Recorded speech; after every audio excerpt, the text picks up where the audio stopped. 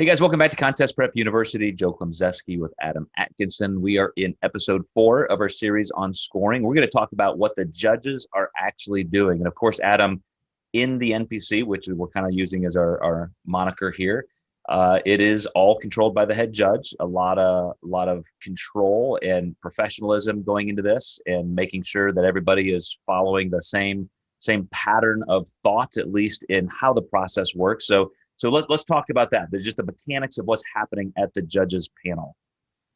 Yeah, so we're going to kind of have a two-part section here because it's a COVID year. Typically, guys, there are 7 judges on the panel. The head judge makes the initial call out. The head judge places you on stage how they think that you should place. However, each one of the 7 judges gets to score you. Let's say there's 8 of you on stage. They get to put a number on you, 1 through 8, on how they think you place. Collectively, over the course of all 7 judges, they add those scores up. The lowest score wins.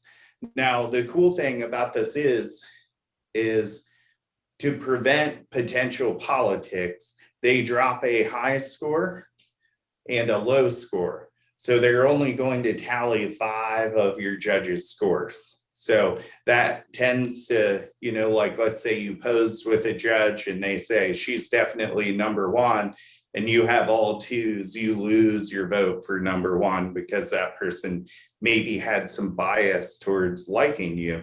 So, that's one way they keep it even. However, this is a COVID year. They're trying to be careful and not put judges in a situation where they have to use emergency judges or judges that aren't as seasoned. They're bringing it down to 5 judges, and they drop a high and low score. So a perfect score in a normal year would be a 5. A perfect score in a COVID year would be a 3. And let's talk about, are there any, is it just a straight up, like you're voted on, you're judged on one thing, like you get the score of 1 or 2 or 3 from me? Or are they doing them in weighted categories like some of the other organizations do? Yeah, so it really is based on 1 vote. And I know what you're speaking of, where there used to be like conditioning rounds, muscularity rounds, and would be presentation. So you were judged on all 3, yep. And like the INBF and I think OCB did it that way as well. And then I think DFAC had their own little spin, but I think they have 4th category, if I remember right, but I can't remember what it was. Well, they kind of brought back in like fullness. They wanted to see, they wanted it to not be so weighted toward just conditioning. That's right, because if you guys remember, natural bodybuilding really did start becoming conditioning contests for a while.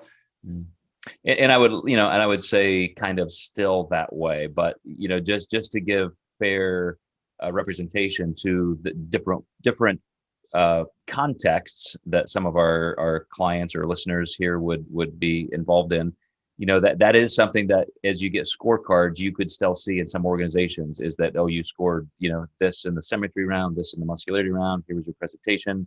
But when judges kind of give feedback, let's talk about what they're actually looking for, Adam. So if I'm sitting on the judging panel and I have to say, okay, this person is definitely 1st, 2nd, 3rd, 4th, and it is just a 1 score. What are the criteria that I'm running through? And I know we're not going to go through every single division. But yeah, are there changes where at very specific contests or years, judges meetings are being levied toward a certain bias, like, hey guys, let's remember to do this, or we've been kind of seeing this trend and we don't like it, so we need to rein back here. Like what are the kind of instructions that they're being given? Yeah, that definitely happens. Actually, in men's physique, they recently, I think 2 years ago, said people are coming in with too big of delts, and they're pushing people like that to go into classic bodybuilding versus men's physique, which is funny because a lot of those guys don't train their legs, but on an upper body level, So for a lot of those guys, the best thing to do is maybe bring up your chest to make your delts look smaller, stop training delts as much. So also I've heard of people coming into condition, where they're almost too lean. And I think bikini and men's physique are those two divisions where they don't want too much of something. You don't want to have too much muscle. You don't want too much separation between the muscle tissue. So those are kind of what I like about those divisions, because we're really good diet coaches. And I like the challenge of meeting a criteria versus just getting someone as shredded as possible.